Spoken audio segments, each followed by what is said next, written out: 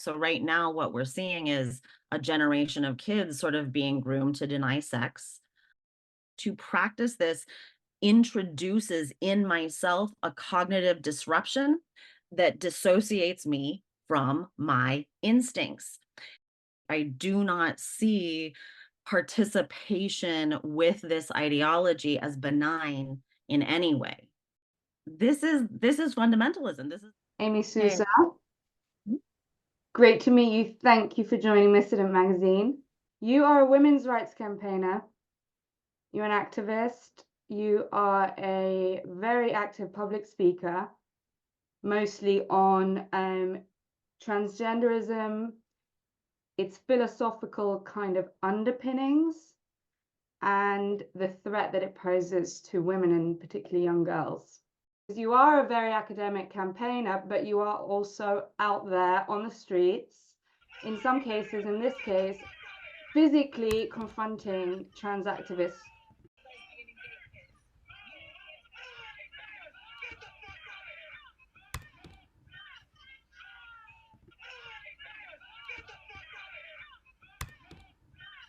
I was just present that I was on alert that this was a high risk situation. And one of the books that I often quote is Gavin de Becker and his book, The Gift of Fear. This is a book really about safeguarding in the broadest sense. Has been a leading safeguarding expert for the military, the FBI. He's worked in celebrity stalking cases, and the primary sort of value or observation of that book is that to feel a fear response is an instinct, and it's a paying attention to one's intuition. So rather, it's there. He talks about the difference sort of between being in a state of anxiety and being responsive to one's instincts. If I'm in a state of anxiety, I actually can't listen to my instincts because I'm future thinking. I'm not grounded in my body. And he talks about the value of being in one's body, listening to one's intuition, and allowing that intuition to guide you in the moment because it's there to keep you safe. So he says that the gift of fear, arrives in us to keep us safe in the moment. And if we respond to our intuitions and instincts, they are most often going to keep us safe in these moments. When we teach children that people are, in a sense, who they say they are, that men can be women or women can be men, it confuses this instinct, and it tells them that they can no longer trust that primal instinct, that instead they have to second guess that instinct in favor of politeness. So I think this is a massive safeguarding failure to discount one's instincts. Our instincts are there to keep us safe. In an attempt to avoid that cruelty, which seems to be the kind of theme of the post-90s liberal movement, avoiding this cruelty, being as far away from rigid ideas about identity as possible. Has that created in some way a forced inclusivity, what you're saying, which actually creates a suppression of instinct in itself, which is in itself dehumanizing there? Yes, very much so. So there's a couple of things at work. So when we look at the trajectory of this ideology, first of all, I would observe this is not the uprising of a marginalized group. It is not an organic grassroots uprising similar to the women's movement or the civil rights movement or the gay rights movement. This is not that. This is not something that has been taking place slowly over generations and decades until it is finally made some sort of a social conscious impact.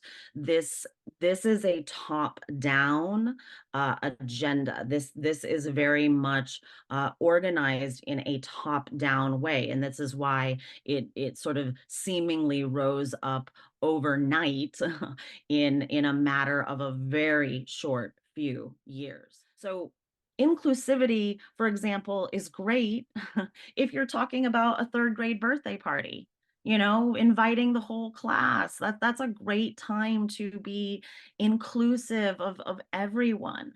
But when it comes to scenarios where boundaries are required for gay and lesbian rights. Boundaries are required for women's rights. So when it comes to scenarios where boundaries are required, boundaries are necessarily exclusive. So when people try to cross those boundaries, it's not inclusivity, it's intrusivity. It's intrusive. And I think it's very important not to let this language manipulation get to us. And we've seen this before in other totalitarian movements. They often use a language of false positivity because, Mm. that fits with liberal values. So you hear this language of affirmation only and inclusivity and validation. We have to validate people's identities and we have to be kind. Kindness is everything. There's all these signs. A lot of people in my neighborhood have them. Kindness is everything. No judgment, no kink shaming. Well, these values are perfectly fine values for specific situations. Kindness is a perfectly fine value for a very specific situation. No judgment is a perfectly fine value for a very specific situation. But we have judgment and discernment for a reason. Instead of kindness is everything, why do we not say integrity is everything? Integrity matters. Truth matters. This one of the things that kind of kills me, people have talked about whether we should be called gender critical at all, because in truth, this is about reality versus lies. Many of us have just say I'm pro reality. I'm and people who hold a gender critical position are often it's often called our belief system, but where I am in my stance requires no belief. What I am talking about does not require a system of belief. It requires no more belief than understanding that gravity applies to objects requires my belief. We call this publication missident. People of this camp are calling themselves gender critical. We're self-defining, many are self-defining as a heretical minority, even though their belief system is that they are in a position of widely accepted truth that should never have been used as a kind of political fulcrum. The belief in gender seems more pervasive than ever. So the bubble in which this is kind of occurring seems to be the major bubble. Are you winning? Are we winning? Are you losing? Is it that too much ground has been given away? Will you ever see a day where gender is removed from public life, even if it remains safely in a private realm? I think that the social campaign is largely, as you said, effective among the youth, and this is how different totalitarian movements have focused themselves. This is, if we look at Mao's China, if we look at the totalitarianism of Stasi or Hitler's youth, we see that youth campaigns are effective in changing that next generation, whether or not the adults of that generation mostly disagree. The targeted attack in public schools, the fact that this is included in almost every public school education in every Western nation, is going to necessarily impact a generation, and that's why many of us talk about it as social engineering. So I do think it's still possible to win as we see the negative impacts, because one of the things that's happening is we are there's a lot of sexism involved in this. Feminists have always critiqued gender roles, and this ideology solidifies them as something real. It says that the definition in the DSM, if we look at the exact definition that most clinicians are using, says that we are all born with a quote unquote gender identity that is either congruent or incongruent with our body.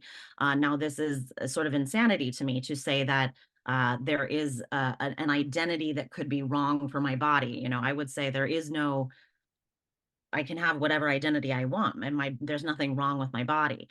So to solidify this and to say, to create sex, to turn it into an identity category, which requires surgically altering the body, this to me is as brutal and as barbaric as foot binding.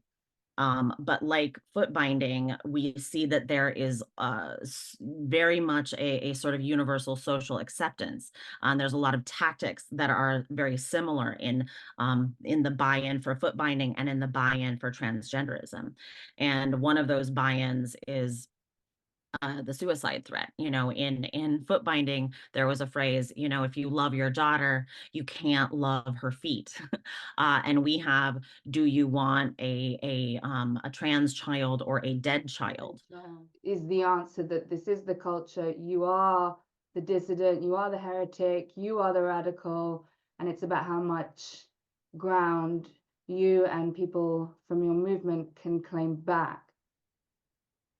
I do think, yeah, I think it's going to be small claims back. And I think once we look at the massive impact, so right now, what we're seeing is a generation of kids sort of being groomed to deny sex socially. And many of them, we are seeing tens of thousands, if not hundreds of thousands of kids go on puberty blockers, wrong sex hormones, get surgeries.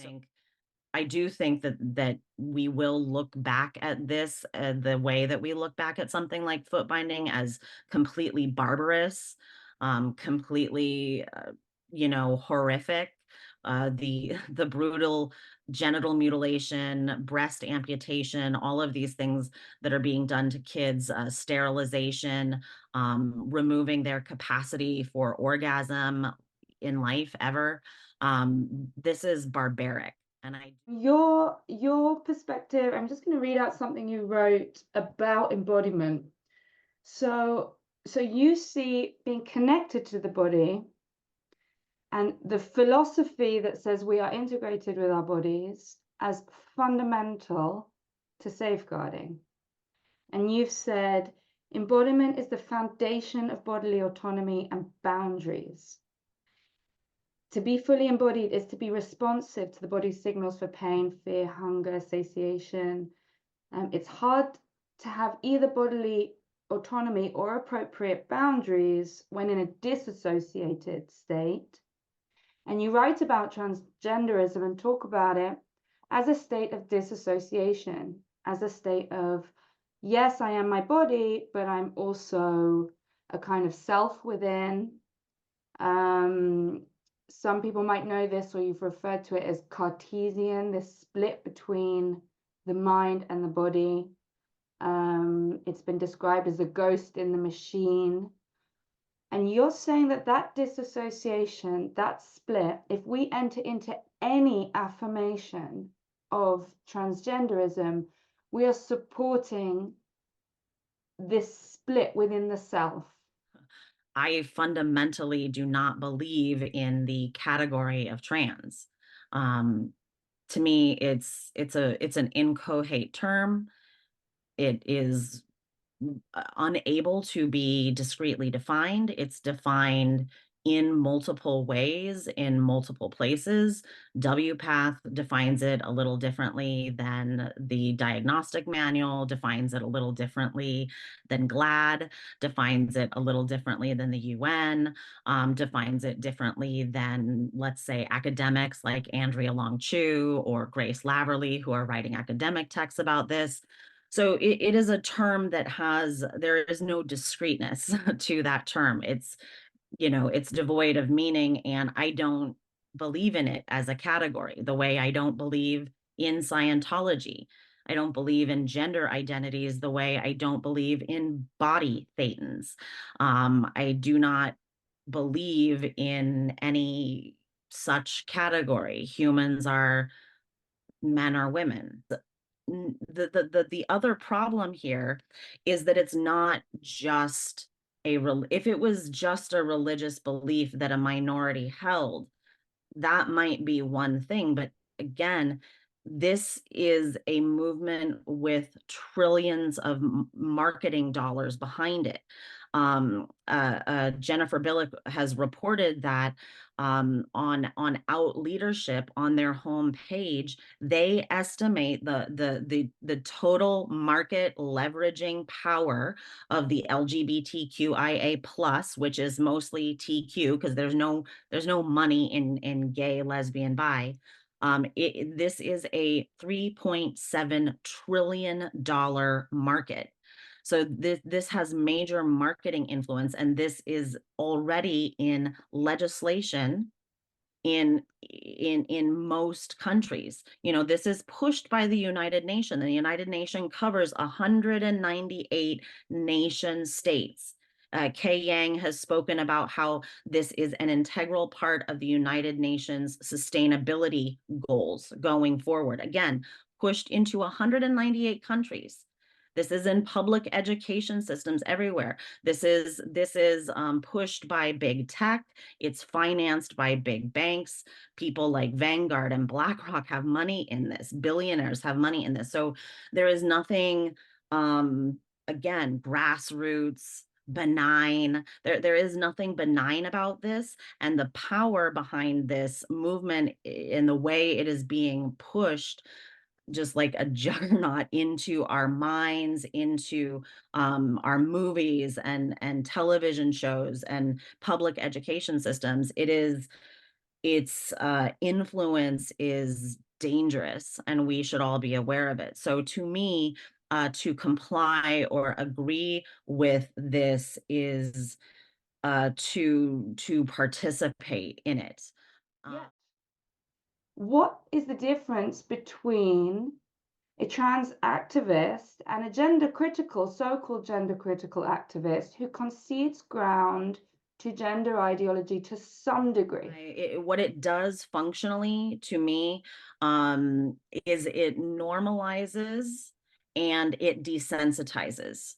So to agree with a moderate take, to agree that some men deserve to have she, her pronouns used for them, some men should be able to use women and girls intimate spaces like locker rooms, or some men should be housed in women's prisons. This functionally normalizes the ideology and the behavior, and it also desensitizes others to resiliency against it. It ultimately is it erodes boundaries. It functionally, to me, is the case of the slow boiling frog. So to concede to this ideology is to allow oneself to be slowly boiled over time.